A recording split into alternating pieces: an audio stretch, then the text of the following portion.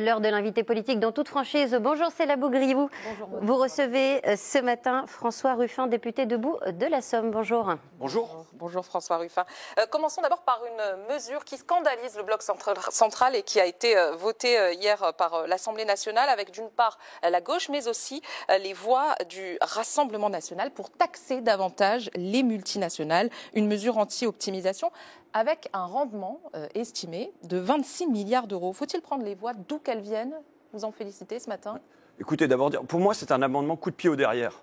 Qu'est-ce qui se passe? On a des multinationales qui font disparaître leurs bénéfices comme des magiciens de France et les font réapparaître en Irlande, au Luxembourg, en Suisse. Et du coup, elles échappent à l'impôt sur le revenu et de manière massive. C'est 40% de leurs bénéfices qui disparaissent comme ça. C'est une multiplication par 30 en 20 ans de ce dispositif. Mais donc, sur les 26 milliards d'euros d'économie, est-ce que c'est pas un peu démago de dire ça aujourd'hui, sachant que la France est liée à des conventions avec une centaine de pays qu'elle doit respecter? En revanche, ce que je vois, c'est une passivité et donc une complicité, en fait, depuis des années, de Bercy, des ministres de l'économie, de l'Élysée, qui se refusent à mener le combat pour qu'il y ait simplement un peu de justice, que les impôts sur les sociétés soient payés par les multinationales à l'égal du boulanger du coin. Comment ça se fait qu'on a l'Irlande qui a augmenté son PIB de 50% en 4 ans? Évidemment, c'est de manière complètement artificielle. On a là un passager clandestin de l'Union européenne. Est-ce qu'il faut interdire la Guinness ? Est-ce qu'il faut mettre la Légion d'honneur à Thierry Henry pour la main qui avait volé la Coupe du Monde à l'Irlande? Non, c'est pas ça qu'il s'agit de faire. Mais il s'agit en revanche de secouer l'Union européenne pour dire, voilà, on ne peut plus accepter qu'il y ait un vol, c'est un vol gigantesque qui est effectué tous les ans sur les contribuables français. Et vous admettez que c'est du symbole? Il n'y aura pas ces 26 milliards d'euros pour les Français? Il n'y aura pas 26 milliards d'euros, ça c'est une chose, mais c'est plus que du symbole. C'est demander à Bercy, demander au ministre de l'économie de se bouger simplement pour qu'on aille récupérer ce qui est l'argent des Français et des salariés. Parce que vous savez, il y a une autre victime dans tout ça. McDo fait ça, LVMH fait ça, Lactalis fait ça, Starbucks fait ça. C'est toutes les firmes qui font ça. Et il y a une victime, c'est l'État français évidemment, mais il y a une deuxième victime, ce sont les salariés qui sont ainsi privés de primes d'intéressement ou de participation parce qu'on leur dit non, il n'y a pas de bénéfice en France. Donc là, on est dans un vol gigantesque. Eh bien, comment ça se fait qu'il y a une passivité depuis des années des gouvernements face à ça? Qu'est-ce que vous répondez au gouvernement qui dit c'est un vote contre l'attractivité de la France et qui va détruire des emplois? Vous y êtes sensible à cette question?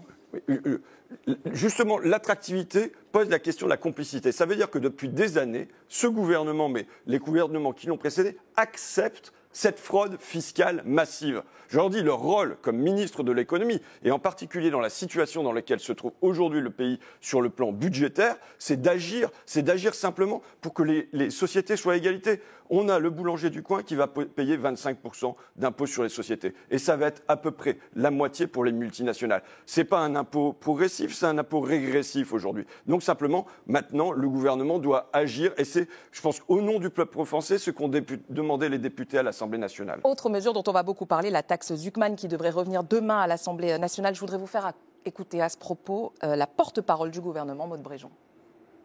Je suis profondément convaincue qu'aller vers une taxe Zuckman, par exemple, serait profondément mauvais pour la vie économique, pour l'emploi et donc à la fin pour les Français. Au fond, ce n'est pas votre angle mort, la compétitivité. Est-ce que c'est un gros mot, un tabou? D'abord dire quelle est la situation dans le pays. On a des milliardaires qui payent en proportion 2 fois moins d'impôts que leurs secrétaires, que les infirmières, que les caissières.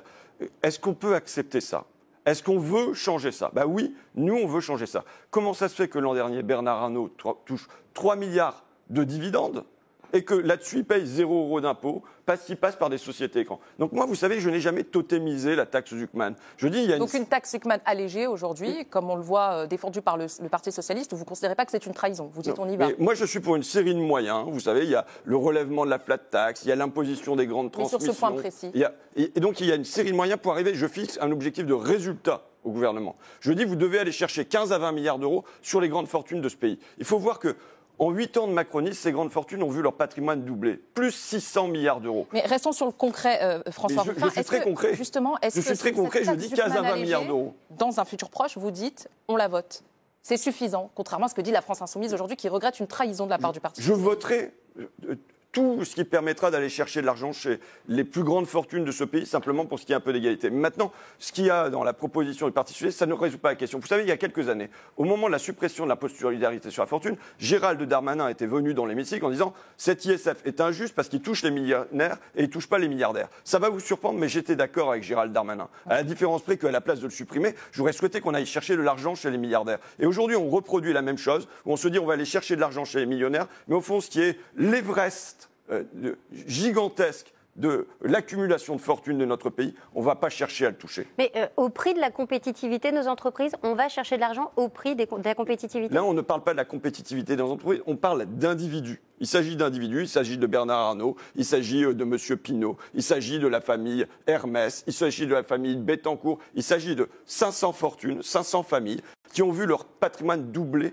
en 8 ans de Macronie. Il faut imaginer qu'il y a 30 ans, ces 500 fortunes disposaient de l'équivalent de 6% du PIB. C'était 20% à l'arrivée d'Emmanuel Macron au pouvoir. On est aujourd'hui à 40%. Dire que là-dessus, ils peuvent donner 1,5, 2% de leur patrimoine, franchement, où il y a scandale. Vous savez, c'est un grand compromis que nous faisons. On ne dit pas on vient leur en prendre 98%. On dit on vous propose de vous en laisser 98% et de vous en prendre 2%. François Ruffin, autre actualité aujourd'hui, la niche parlementaire du Rassemblement national. Jamais jusqu'ici l'Assemblée nationale n'avait encore adopté une proposition de loi du RN sur les mesures du pouvoir d'achat. Vous disiez tout à l'heure on vote tout ce qui va dans le bon sens. Qu'est-ce que vous faites vous votez là, avec on eux n'est pas du tout sur...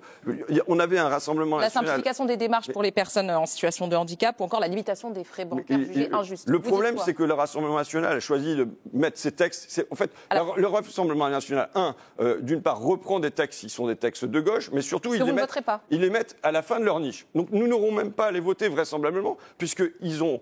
Ce qu'ils remettent en avant de leur niche, ce sont leurs classiques, c'est la dénation des accords franco-algériens sur l'immigration, c'est de mettre une amende sur les personnes qui sont en situation irrégulière dans notre pays. Donc il n'y a pas de changement de ce point de vue-là. Et vous savez, moi, je ne suis pas RNologue, j'ai beaucoup de mal à comprendre la cohérence des votes du Rassemblement national dans cet hémicycle. Merci beaucoup François Ruffin. Merci à tous les deux.